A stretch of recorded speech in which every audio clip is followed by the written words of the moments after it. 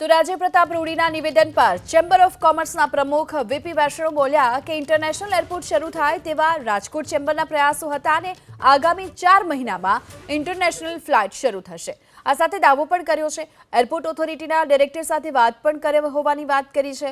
International flight ટૂંક સમયમાં શરૂ થશે એટલે રાજકોટ સહિત સૌરાષ્ટ્રના વેપાર ઉદ્યોગને ફાયદો થશે।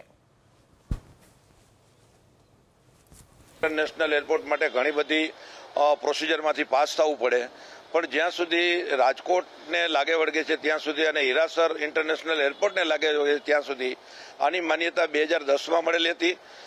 રાજકોટ ચેમ્બર ઓફ કોમર્સના અને અમારા સાંસદશ્રીના અથાગ પ્રયત્નોથી આપને ખ્યાલ છે કે અત્યારે ડોમેસ્ટિક ફ્લાઇટ ચાલુ થઈ ગઈ છે અને હું એવું સ્પષ્ટ માનું છું કે ઇન્ટરનેશનલ એરપોર્ટ વધીને 3 થી 4 મહિનાની અંદર ચાલુ થઈ શકશે, એમાં કોઈ શંકા નથી।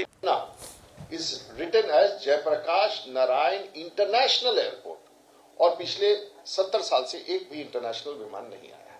तो कहने का मतलब है मेरी ऐसी समझ है कि किसी एयरपोर्ट को घोषित करने से वो इंटरनेशनल, क्योंकि वो अब सरकार की योजना में नहीं है। We have to see that growth takes